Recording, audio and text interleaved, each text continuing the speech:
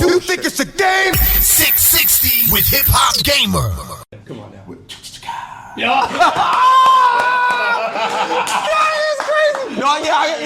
that's fire.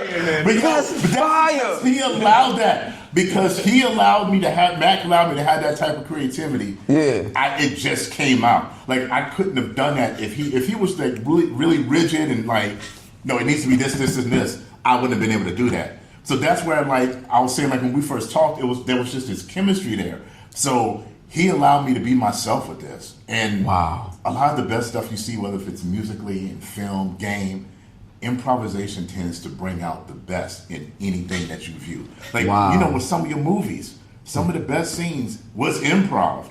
Some of hip hop. Some of the best shit is when they start freestyling and going off. A lot of your good stuff comes from improv, and when you have people that are in the position to allow you to bring out that creativity. So that, to me, is really just a hand-in-hand thing. So I really appreciate that. That's, yo, bro, that's incredible. No, but just witness it. Let me explain something to y'all. Like, I'm so blessed, because when y'all watching these interviews and stuff like that, it's one thing to watch them, but when you hear, like, live, and you hear it and you see it, it's a new level, dog. I'm telling you. So I'm gonna break it down. I'm gonna break this down for you, bro. So what is, like, your loadout? Like, did you have anything to do with your loadout, or was that solely up to the game developers? Like, was you able to have input on the weapons that you want, the gear that you wanted to wear, like your special power-ups? Like what did you have a hand in, or was it just solely game development? The only thing I had a hand in was the dialogue. Mac and his team, they must have did some good-ass research. Because every character that's in that game is authentically represented. So whether if it's my character or the other characters in the game, they're all authentically represented. So that's credit to Mac and his team and their desire to make sure everything is authentic. Period. Wow. Like, it really mattered to him. Like, we did discuss some things dialogue-wise with other characters, which is not my lane to speak on. That's Mac and his team to speak on. But they wanted to make sure that every character in the game was authentically represented. Wow. So let me ask you a question, Mac. Like, it's one thing to have these ideas for these characters and you got the dialogue down pat, but when we get a chance to use them, like, once the game is out of your hands and the world get a chance to use it, like, what's the process like, bro? Like, putting that together where this character needs to feel like this, or this character got the bow and arrow. I like her. Like she's dope and stuff like that. Bow and arrow. Yeah. So, like, all these other things, how did you find a common ground so the game can always feel fresh, like, no matter how often you play it? Break it down, bro. Like, this is something I've been learning, right? Because this is new for me, right? I've been playing games since I was a kid, but 4 years now in game dev, so it's like a new thing. Wow. But what you realize is you start out with this, like, baby, right? It's like, you know, Dan and I had this idea, like, we thought we knew what we wanted to make. Then you bring on a team, and it's like, you gotta leave that clay really wet. And so the team comes on, and you're like, no, bring your best ideas. Like, nothing's precious. But then after a while, you start feeling like the game is telling you what it needs to be.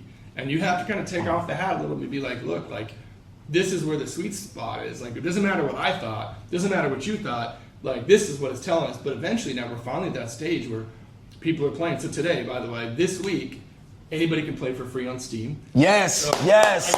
You can play on Steam. The demo's out. All of that. Let's go. Yeah, it's a super early sneak peek, right? The game doesn't come out till next year, but we have 1 week free. And the reason is what you were getting at, which is what we found is when you set out in the world, then you start really kind of figuring out what your game is, and you just gotta listen. Like, you mentioned, like, the bow and arrow. Like, when we first put out Masako and like that hero, like, people liked her, but they were like, the shooting doesn't feel right. It doesn't feel like she can float enough. It doesn't feel like the pullback doesn't feel satisfying. So we went in and we just worked on it. So it's constantly, it's got to be a living, breathing thing. And when the more people are playing it, the more we're learning. And that's why we decided to do this early alpha. We're like, just get it out there. Let people tell us what it's all about. So now let me ask you this then. Like, when it comes to level design, it's not every day you get a game where you can hide the flag. You know what I'm saying? Yeah. So, bro, like, what was the idea behind the level design? What's the best way or the best tips to go about this? Because when I was thinking about the concept of hiding the flag, then the level design and certain things need to be intact, like, you know what I'm saying, to make this work. And then I wouldn't even front. you got UEFN, right, in Fortnite and stuff like that. So a question that I got for you is, do you think this game will eventually catch on to where more games will copy y'all and be like, oh, we gotta start planting some flags now and taking that mode to another level? Because one of the things that Sean Layden said when I was doing an interview with him and other people too is a lot of the independent developers are starting to punch above their weight, like in a major way, from technology and all this other stuff. And a lot of the fresh new ideas is coming from a lot of the indies, and then the big wigs try to like take it. So what do you think about this when it comes to the level design, the concept of planting the flag, and how do we evolve that? Yeah, well, let me start with your second question first. If people start copying it, if you have like UFN game modes, we tried to, by the way, when UFN came out, the creator, right? We tried to build our game in there just for fun to see how close we could get. Wow. We put 2 teams on, like, see how close we can get. We couldn't get close. It doesn't have the tools yet to do that, right? But if people start copying what we made, that's the best case scenario. It means means you've done something important. It means you've done something meaningful and you found a new way. Like if I made the first extraction shooter and there's 5 other extraction shooters, great. That's awesome. That means that we tapped into something important. Level design, Matthew Berger's been so cool about, he's our game director. So he came from Blizzard, worked on Diablo, he's done all Wow, yeah, he's the one. Yeah. But, he really helped us with this. The level design, and Ryan Zimmerman, who's also one of our level designers here, but he's our lead level designer. We really realized the map has to be big enough that hiding and finding feels meaningful first, right? It's got to really feel like a search. And you have these radar towers you can take over to help you find the flag, but we want to be big enough that hiding and finding made sense, but small enough that you're never too far from the action. So, you know what I'm saying? It's like right in that sweet spot. That's smart. Because the fact that y'all don't understand how like I'm such a big nerd. So hearing you say that, I already understand like what that means. I can't wait to play this game more. So I got a major question for you, bro, but it's also very important. So in your position, right, when you're doing these voiceovers and bringing these characters to life, like, a lot of people want to know about the protection of it. So in this day and age, AI is heavy. It's what it is. It ain't going nowhere, stuff like that. So you as a talent as well, how do you like make yourself stand out, but also protect yourself as well? Because the more and more you do this, a lot of people's gonna be like, how can we like take that or sample that or like, so like what's been some of the things you've been seeing or going through to make sure that your great voice is also protected for you to continuously use and not for it to be taken away from AI business and stuff like that? I mean, that's a loaded question. And I know. It's a very complex one to answer because right now there's no real 100% foolproof way to prevent that from happening.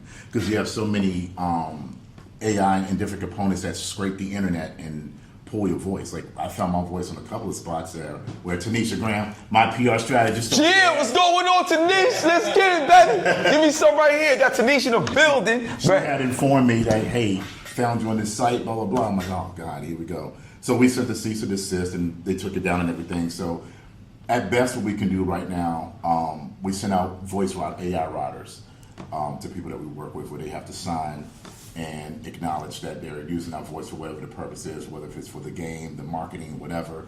There are some things that develop right now with EthoVox, and that's something that I can't speak heavily on right now because it's something that's still in development and being worked on. But they have some ways of protecting any of the recordings we do with certain frequencies. So if our voice gets stolen or if it gets uploaded or whatever, they're able to track from the frequency of where it originated from. It's some really complex stuff. Wow. I know they had met was it in DC not long ago in front of Congress about it. So there's a lot of things right now that are being developed to protect our voice. Right now the best that we can do is, we send out AI riders with whoever we work with, they sign, and that's about the best that we can do right now. Right now. Yeah. Wow, that's crazy. So I gotta come back to you though, dog. What artists you want to work with for like a Last Flag soundtrack? And when I mean a soundtrack, I ain't just talking about soundtrack for Last Flag, that's it. I'm talking about like a Last Flag like mixtape series. Like, something to really build upon, because I'm pretty sure there's going to be new characters coming in at some point, and the world is going to grow and expand, bro. So like give me some artists that you would love like to work with, be like, yo, Mac, like we need to get this person to get on the soundtrack. Come on, we on I-97, so I need to know, son. What's up, son? All right. We joked about that, didn't we, not long ago, about coming up with something similar to that? But I would like to do something with Imagine Dragons because I'm such a huge fan of them. Wow. I would like to do something with DOS effects. Wow, bum stickety bum, huh? I got the dope rope so I can feed fire dope. Peter Piper, a hyper there for no videos, no, so got the super catch and fast and listen, take tax. Oh, see, Daisy. Now you got the Daisy. crazy with the loop with the gravy. 1, 2, unbuckle my shoe, yabba dudes, give me the dudes. Yeah. Yo, don't get me started, son. Let's get it, son. So, Yo, I got Imagine. this is hip hop, baby. All right, go ahead. I got DOS effects. T-Pain. Yo, shout out to my brother T-Pain. T-Pain. I'm a fan of T-Pain. Plus, he's a gaming nerd. Like, he's someone I just really want to chop it up. Global Gaming League, baby, we up. T-Pain, I see. Okay, Method Man. Method Man, come on, M-E-T-H-O-D. And Meth is a nerd, too. Facts. Like, Facts. He's heavy, one of the illest comic book brains you'll ever meet. Crazy. Not just that, he's a diehard 80s fan, too. When I heard him mention Kasha Gugu, now a lot of people know who that group is because I love that group. Wow. Lamal did the song for Never Ending Story, did the theme for Never Ending Story. So when he mentioned Kasha Gugu, I'm like, oh man, yeah, he's definitely deep in that. Wow. That's crazy. That's crazy. My last person, I'm a KRS-One fan. Oh, come on, man. Come on, man. You already know what it is. That's the teacher. Yeah. You gotta have a teacher. You know what I'm saying? Wait, oops, sorry, I lied. I'm number 1, 2, 3, 4, and 5. Come on, man. Don't get me started, man. KRS-One is that dude. So now this is interesting. So now, what I want to bring to you, and this is something that I was thinking about the very first time I saw the trailer for Last Flag, right? So there was a game that came out, and I thought about it when I saw the Last Flag. Deathloop. I love that. Deathloop is so ill. So my question to you is, and I'm not sure if y'all ever had these conversations or thoughts, you know, with their development team and stuff like that, but how crazy would it be to have like Julius Reeves, you know what I'm saying, against the main character in Deathloop? Yo. Yo, do you? And the reason why I'm saying the reason why I'm saying that is because the same way Deathloop is a very different game. Last Flag, very different game. So because of the creativity points, how crazy would it be to have that type of like connection? That would be something completely different. What is your thoughts on that? Fusing like that Deathloop concept with what Last Flag actually is, because the way I was thinking about it, dog, and I'm just speaking as a fan, but let's say you got the Last Flag, and you remember you say you got that final minute, but that final minute that you got to defend, you got that person that's already there since the beginning of the level. They're literally just waiting for you for that final minute of survival, and that's the death loop within the Last Flag. You're going deep on this one. Yo, bro, listen, let me tell you, when you're a gamer and you seeing stuff, it's like, the moment I saw it, I'm like, yo, you know what'd be dope? Yo, I wish I had, I love it. Like, you know what I mean? So that's what I was thinking, bro, when I saw Last Flag. You know, I was thinking about fusing those games together, bro. You know what I love about it? Like, so collaborations in general, right? They only work if it's like authentic, right? It only works if the DNA works. And Deathloop, by the way, we reference Deathloop. Like, we love the vibe of Deathloop, so it's like it's a great choice. But what's interesting is when people talk about like cross-game collabs, it's like, oh, what if we took this hero and made this skin in Fortnite or something? But you're going like somewhere different, where it's this really interesting thing, which is like game integration. You know what I mean? Like, yes. Gameplay integration. Like, let's take a piece of Deathloop and do something that's a different mode in Last Flag or vice versa. And I think it's interesting, man. It takes more work, but everything could take more work. Nah, I got you, and that's what I'm noticing. I'm noticing the collaborations that I see. They're cool, but a lot of it is very surface level stuff. You know, very easy stuff to do. Yeah. But gameplay collaboration. Wow. So unexpected. That's working out the mechanics for it. I thought that would be different. And think about it like this. You remember when Street Fighter Cross Tekken came out, but it was supposed to be a Tekken Cross Street Fighter 2 that never got released. So that's what I'm saying. Those gameplay mechanics, seeing these same characters in different styles and stuff. Capcom versus SNK. Capcom versus SNK. You know what I mean? So I love to see that. So I got a couple more questions, and then we can get to this battle. Are you and stuff like that. on that thing? I need to just... Wait, a royalty? Yeah. I want to be on the team too. So to wrap it up, whether you're revisiting classics or diving into new adventures, there's always something fresh in the world of gaming. Remember to stay true to your roots and keep gaming for real. This is the GOAT of the game, HipHopGamer, signing off from the 660. And remember, character is your currency. We out of here. Peace.